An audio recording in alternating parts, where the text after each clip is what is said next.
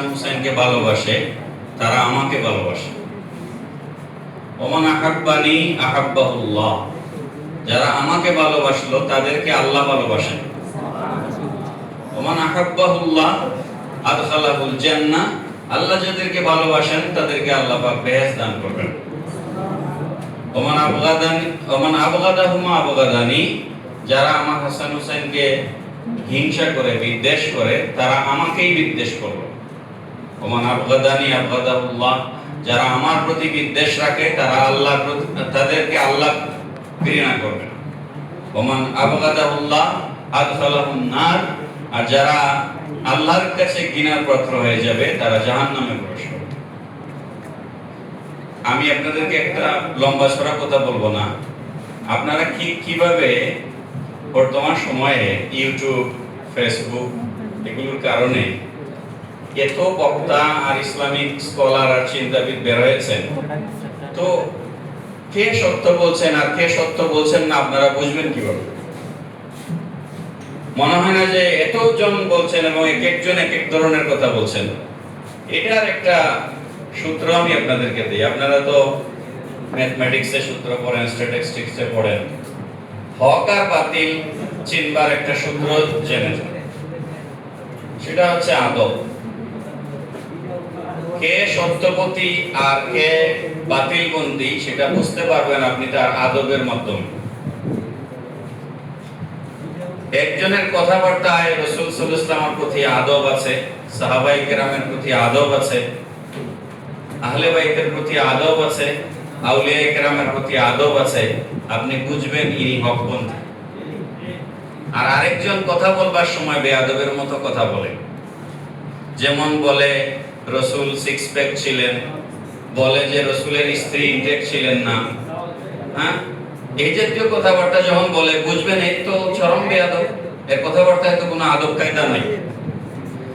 ধরেন আপনার বাবার সাথে আপনার মায়ের বিয়ের আগে আরেকবার আপনার মার বিয়ে হয়েছিল, আপনি কি আপনার মাকে বলতে পারবেন আপনি উইডো? কেউ বলবে তার মাকে?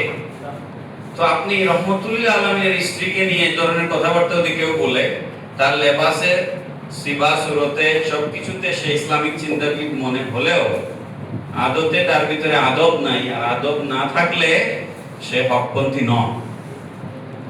আরেকটা কথা সংক্ষেপে বলি, আজকাল ইউটিউবের সুবাদে অনেক বক্তব্য শোনা যায়। আমি শুনেছি একজন বলছেন যে ইয়াজিদ তো কারবালার যুদ্ধের মাঠে ছিল না, তো ইয়াজিদকে আমরা কেন দোষারোপ করব বা ইয়াজিদের বিরুদ্ধে আমরা কেন বক্তব্য দিব? একজনকে প্রশ্ন করা হয়েছে যে ইয়াজিদকে রাদিয়াল্লাহু বলা যাবে কিনা, সে বলছে অবশ্যই বলা যাবে। তো খুব লক্ষ্য করবেন, আমি গোটা এক মিনিটে বলছি। কারবালার ঘটনা যখন সংঘটিত হয় তখন ইয়াজিদ ছিল গোটা রাষ্ট্রের ক্ষমতার প্রধান, আমরা যাকে চিফ এক্সিকিউটিভ বলি, আমাদের পলিটিক্স বা অ্যাডমিনিস্ট্রেশনের ভাষা, chief executive of the government বা স্টেট। আর ওই যেই জায়গাটায় কারবালার যুদ্ধ সংঘটিত হয়েছিল সেই শহরের, সেই সিটির গভর্নর ছিল উবাইদুল্লাহ ইবনে জিয়াদ। আর যে বাহিনী পাঠিয়েছিল ওই বাহিনীর প্রধান ছিল আমর বিন সাইদ। আপনি যদি ইতিহাস পড়েন এগুলো পাবেন। এখন যারা বলছেন যে ইয়াজিদ মাঠে ছিল না, ইমাম হুসাইন রাদিয়াল্লাহু আনহু হত্যাকাণ্ডের সময়, শাহাদাতের সময় ইয়াজিদ মাঠে ছিল না, এইজন্য ইয়াজিদের কোনো দোষ নাই, তো আমি আপনাদের কাছে একটা প্রশ্ন করতে চাই, তাহলে আপনারা শেখ হাসিনাকে কেন ফ্যাসিস্ট বলতেছেন? শেখ হাসিনা কি মাঠে এসে গুলি করেছিল কাউকে? তার মানে কি হুকুমের আসামি? যা ঘটেছে সব ইয়াজিদের হুকুমে ঘটেছে। কারবালায় যা ঘটেছে তা কার হুকুমে ঘটেছে? তো সুতরাং ইয়াজিদকে ভালো মানুষ বলবার কোনো সুযোগ নাই। এগুলো বললে তো লম্বা চড়া কথা, আমি আর সেদিকে যাচ্ছি না। আপনাদেরকে আমি একটা প্রশ্ন করি, পৃথিবীতে প্রায় এখন 700 কোটির উপরে মানুষ বাস করে, মুসলমান আছে প্রায় 200 কোটির মতো সারা পৃথিবীতে, 250 কোটির উপরে সারা ওয়ার্ল্ডে মুসলিম বাস করে। 200 কোটি মুসলমানের মধ্যে বর্তমান সময়ে খুব লক্ষ্য করবেন কথাটা, সাহাবায়ে কেরামের মাঝে অনেকের নাম এজিদ ছিল সাহাবায়ে কেরামের মাঝে, কিন্তু 61 হিজরির 10 মুহররম কারবালার ঘটনা সংঘটিত হওয়ার পর সেই 61 হিজরি থেকে আজকে চলছে 1448 হিজরি। এই 1400 বছরের ভেতরে কোন মুসলমান তাদের সন্তানের নাম এজিদ রাখে নাই। কি আপনারা কি কারণ আপনাদের মাঝে কারো নাম এজিদ আছে? শাহজালাল ইউনিভার্সিটিতে 10,000 ছাত্রের মধ্যে কারো নাম এজিদ আছে? পৃথিবীতে নাই। কেন নাই? কারণ এজিদ কারবালার ঘটনায় এত নিন্দিত হয়েছে যে কোন মুসলমান তার সন্তানের নাম এজিদ রাখে না। কারণ এজিদ একটা সিনোনিমাস একটা টার্ম, যে এজিদ মানে লম্পট, এজিদ মানে মদখোর, এজিদ মানে জেনাকুর, এজিদ মানে সন্ত্রাসী, এজিদ মানে জুলুমবাজ, এজিদ মানে হত্যাকারী। মানে এজিদের এত পাপাচার যে পৃথিবীর কোন মুসলমান তাদের সন্তানের নাম এজিদ রাখে না। এবার আপনারা বলেন, মানুষের নাম কি হুসাইন আছে? কম আছে না বেশি আছে? হাজার হাজার মানুষের নাম, লাখ লাখ মানুষের নাম হুসাইন আছে। তাহলে পরিণতি কি? এজিদ ইমাম হুসাইন রাদিয়াল্লাহু তাআলা আনহুকে শহীদ করে এজিদ পৃথিবীতে অমর হয়ে আছে, নাকি ইমাম হুসাইন অমর হয়ে আছে? এই কথাটা কোরআনে আল্লাহ পাক বলেছেন, ওয়ালা তাকুলু লিমান ইউকতালু ফি সাবিলিল্লাহি আমওয়াত বাল আহইয়াউন ইনদা রাব্বিহিম ইরযাকুন। যারা আমার রাস্তায় জিহাদ করে শহীদ হয় তোমরা তাদেরকে মৃত বলিও না, বরং তারা জিন্দা, তারা জীবিত, তাদেরকে আমি আল্লাহ রিজিকের ব্যবস্থা করি। আরেকটা কথা দেখেন,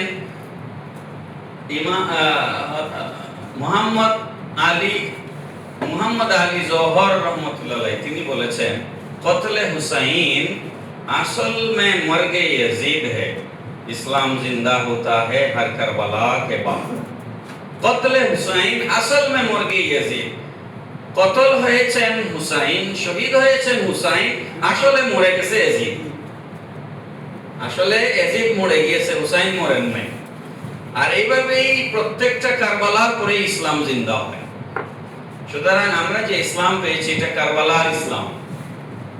এখন আপনাদেরকে বেছে নিতে হবে কারা কথা বলার সময় আদব রক্ষা করে কথা বলেন, কারা এজিদের পক্ষে কথা বলে। তাদেরকে আপনি আপনার ইসলামের আদর্শ আইডিয়াল মনে করার কোনো কারণ নাই। আপনাকে এটা খুব খেয়াল করে, আপনি দেখবেন লাখে লাখে ঝাঁকে ঝাঁকে তার অনুসারী আছে, ভক্ত আছে, এটা দেখে আপনার দৌড়ানো যাবে না। এই লাইট জ্বলতেছে, দেখবেন পোকা এসে লাইটের উপরে বসে। পোকা যদি বুঝতো যে এখানে বসলে তার মৃত্যু আছে, সেই পোকার উপর বসতো না। আপনি অনেক হাই রেজুলেশনের ক্যামেরা, ডান থেকে বাম থেকে, সামনে থেকে পেছন থেকে, উপর থেকে, ড্রোন থেকে নানান ভাবে এডিট করে খুব সুন্দর করে উপস্থাপন করা হচ্ছে। Deliberation is very good, but আপনি ওখানে গেলে মারা যাবেন, আপনার ঈমান নষ্ট হবে, আপনি ঈমান নিয়ে কবরে যেতে পারবেন না। এই জন্য অত্যন্ত সাবধান হয়ে আপনারা ইসলাম কার কাছ থেকে শিখবেন, দ্বীন কার কাছ থেকে শিখবেন, সেটা আপনাকে খেয়াল করতে হবে।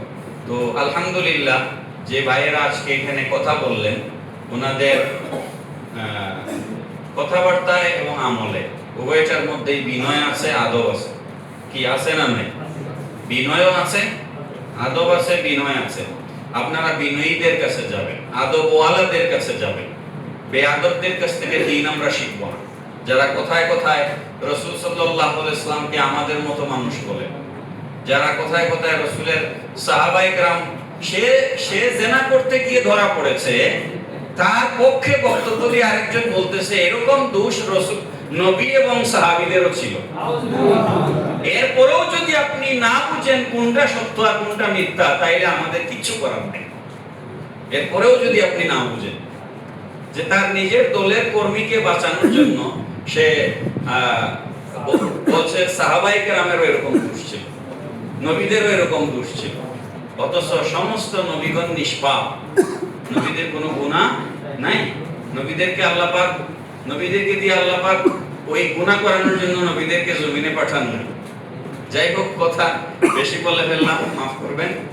তো আপনারা জানেন এই সামনের মাসের পরেই, এখন তো মুহররমের আজকে 12 তারিখ, তারপর সফর, তারপর রবিউল আউয়াল শরীফ, যে মাসে রাসূল করিম সাল্লাল্লাহু আলাইহি ওয়াসাল্লাম দুনিয়ায় তশরিফ এনেছেন। আমরা গত 3 বছর আমাদের ক্যাম্পাসে এই ডিভাইন স্পেকট্রাম ট্রাস্টের উদ্যোগে খুব চমৎকার করে ঈদে মিলাদুন নবী সাল্লাল্লাহু আলাইহি ওয়াসাল্লাম মাহফিল আয়োজন করে যাচ্ছে। এখানে আমাদের উপদেষ্টা হিসেবে আমি আছি, আমাদের ফারুক স্যার আছেন, dean life science, school of life সায়েন্সের ডিন, তারপরে ম্যাথমেটিক্সের আমাদের professor doctor Pavel Shahriar sir উপদেষ্টা হিসেবে আছেন, আরো অনেক শিক্ষকরা আছেন। তো ওনাদের সুন্দর দিক নির্দেশনা এটা হচ্ছে।